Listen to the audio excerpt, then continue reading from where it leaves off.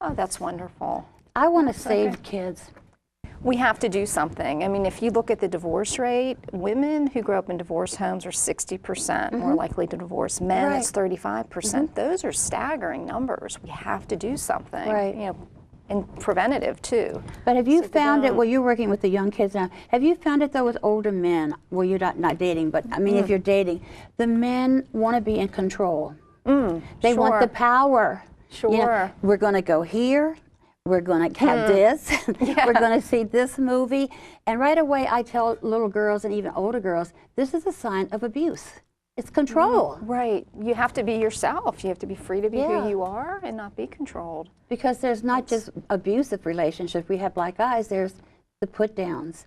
There's eating too much, getting heavy, you know, all of the sexual, financial, all of these. There's 6 stages of abuse. Some of them don't carry black eyes and bruises. Oh yeah, they're invisible, they're emotional. But I would rather have a black eye any day, I said, than to be put down emotionally and mentally. Because that stays with you throughout your life. Forever. Affects so much. It can destroy you completely. How old were your parents when they got a divorce? Well, I was 11, so they were like in their 40s. Did they ever remarry?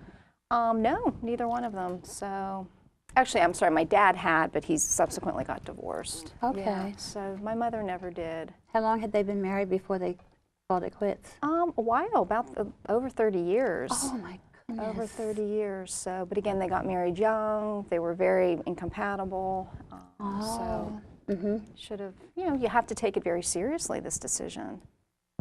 It's forever. Forever. I think marriage should be forever. You seem like you're happy with yours. I am. That's good. I am. I'm very fortunate, but I waited a long time. I was in my late 30s and just Smart was girl. determined to get it right. You knew what you wanted. Yeah, and just work through the grief because it's a tricky type of grief to resolve. Explain it to me so my viewers will know. Well, it's not like when there's death and someone is bereaved, it's final. It's a final loss, the door is shut, it's very definite. But with divorce, like for a child, the parent leaves the home, maybe starts dating, or maybe they're very depressed or have an addiction or mental illness, but they're still a parent. So the child's left to wonder, what does that now mean? And the more they're confused about the relationship, the more their grief is going to be frozen, if you will, and that really impedes their grieving process. Yes, it does, because they can't loosen it up. I call it a block of ice. Oh, yes, that's a great analogy. Ice pick to go at it, yeah. And if they don't, they'll carry that into marriage, and it's maybe make a wrong choice. Not have as good of a marriage, not be as effective as a parent. So it's something that's not going to go away. It's going to keep coming back. I think women or men, both when you get married, you should take your time about having children. Should take their time. Take your time before you have a child. Exactly. Give yourself a trial run. Sure. Make sure you know who you are, that any grief issues I are resolved. occasionally, when I'm down, I'll watch Maury Povich, and that takes me even more down. Who's your baby's daddy? And I've seen young girls come on there, 13 and 14 years old, getting ready to have their 3rd baby. Oh my. Oh, you've never seen that show, tragic. I guess. I have not. You haven't missed a whole lot, okay? But sometimes I watch it just to look at the girls because they're overweight, but I love him. I'll take him back.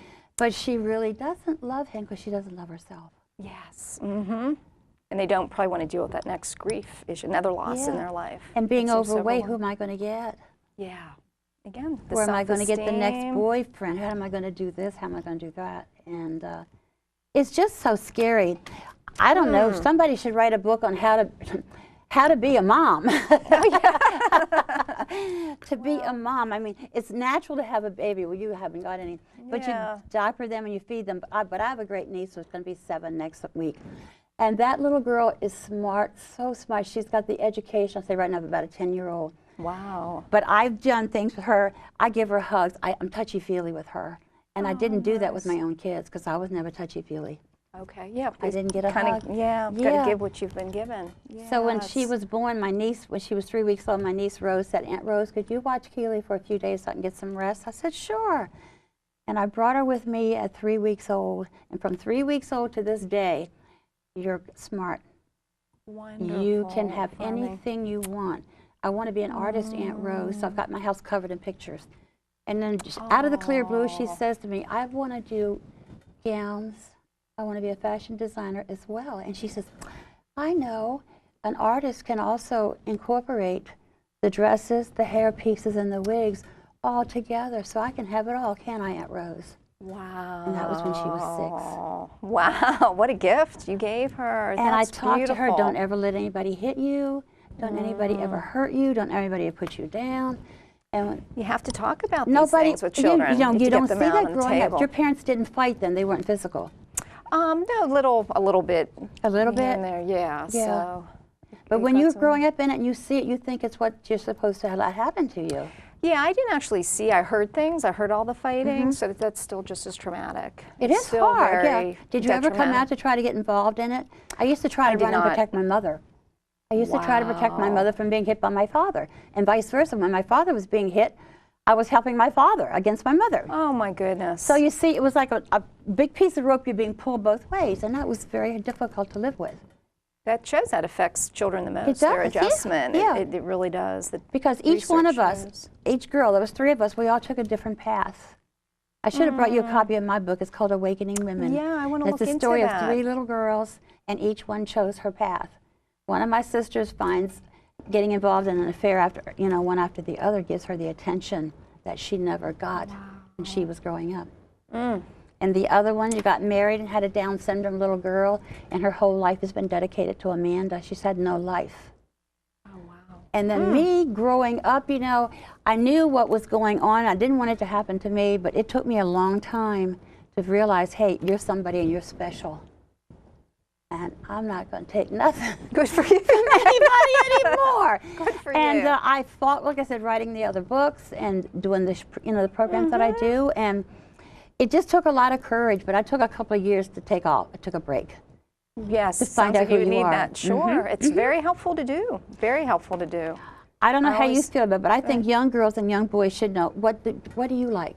Right, who are you? Who are you? Write a letter Right. to yourself. Who am I? How do I feel about myself? It's okay to Definitely. love yourself. Of It's okay. course, and it's foundational for Yeah. marriage and for happiness in the Right. future, definitely. Because in the prisons, when I say you need to learn to love yourself, I said that way you're always in love. Oh, there you And go. they just looked at me. Well, how did you figure that out? I said, I- well, when you love yourself, you're in love. I had a professor in college once, I've never forgotten it. 1 + 1 is either greater than 2 or less than 2. Really? Meaning if you're not whole yourself, when you come to meet someone, you're going to be less than 2. That's good. And that's, I think, a very great- good. Say that again for the audience. 1 + 1 is either greater than 2 or less than 2. Good girl. Because I just see too many young girls today that go to jail. They would rather go to jail than be on the streets because lots of them don't have a home. Oh my, so sad. I don't want to down parents because I've got a large viewing audience. But I believe if you're going through something and your daughter gets involved in something, stick by her. Or your son, stick by them. They need it. Exactly. They can tell you, leave me alone, I don't need it. And a lot of kids will break the law. You know that yourself. They're in and out of jail like swinging doors, They'll do that to Yeah. prove they're powerful, they're still in control. Yeah. But no, they need But really, that. they're crying inside. You know that. Because that's what we said before the show. You're crying inside. Certainly, certainly. What would be some good advice you'd give some kids right now? For kids or for parents? Both. Or, Let's start with I the think parents. parents really, it's as difficult it is, they really, in terms of divorce, they need to realize that this is a grieving process for children. They are hurting. There's no such thing as a good divorce. They're, God, they're no. they're Even if you all get the house hurting. and the furniture and all the money, it's not a good divorce. Right, it's not. And their grief process is going to be invariably longer than that of parents because it's intertwined with their developmental process. So that's the biggest problem I run into. Parents are in denial. They have good intentions, but they're in denial about the fact Yeah. that their children are hurting and have misconceptions about how long they may be over the divorce, but it doesn't mean their child is. You know what I believe too? I lost a young son to murder. He was murdered. Oh, my. And the 2 men who took him out and killed him, the guy who drove the truck got he turned state's evidence, so he got granted immunity. But the man who killed Richard, I was so angry. But the reason why Richard was murdered, and I finally figured it out after a while, I went to see the guy who killed him, and I said, why did you kill him? I don't know. And then he started laughing at me.